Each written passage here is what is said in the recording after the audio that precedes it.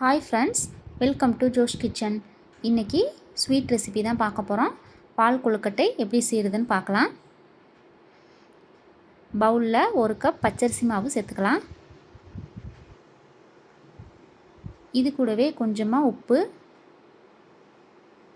1 table spoon நெய் சேர்த்துக்கலாம். சுடுதண்ணி ஊற்றி கொஞ்சம் கொஞ்சமாக மிக்ஸ் பண்ணிக்கலாம். தண்ணியை கொஞ்சம் கொஞ்சமாக தான் ஆட் பண்ணணும்.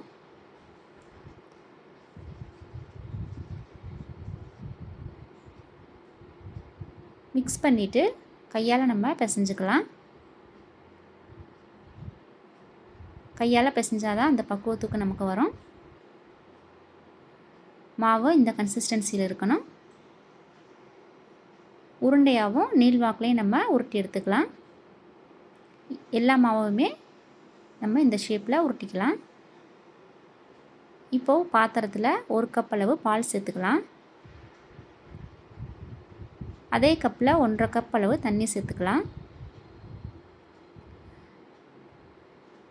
பால் நல்லா கொதிச்சு வரட்டும், வெயிட் பண்ணலாம்.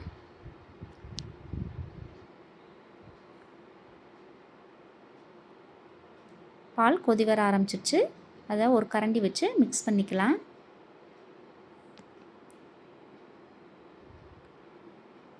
கொதி வந்ததும் நம்ம உருட்டி வச்சுருக்க உருண்டைகளை உள்ளே சேர்த்துடலாம்.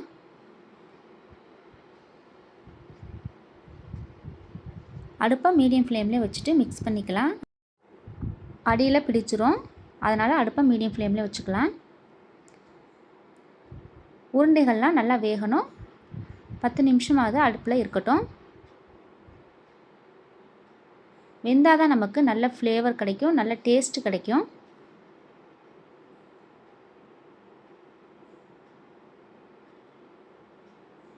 நல்லா கொதிக்குது. இந்த ஸ்டேஜில் நம்ம சர்க்கரையை சேர்த்துடலாம். 3/4 கப் அளவு சர்க்கரை சேர்த்துருக்கேன். நாட்டு சர்க்கரை சேர்க்குறா இருந்தாலும் சேர்த்துக்கலாம். நல்லா மிக்ஸ் பண்ணிவிட்டு இது கூடவே நம்ம தேங்காய் பாலையும் ஆட் பண்ணணும். 1 கப் அளவு தேங்காய் பால் எடுத்துக்கலாம்.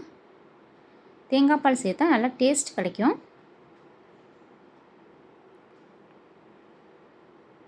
குழந்தைங்களுக்கு கொடுத்தா நல்லா விரும்பி சாப்பிடுவாங்க.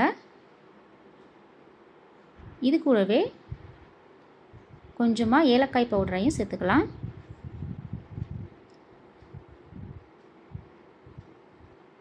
ஈஸியாகவும் செஞ்சிடலாம், அதிக நேரம் எடுத்துக்காது. நல்லா மிக்ஸ் பண்ணிவிட்டு கொதிக்க விடலாம்.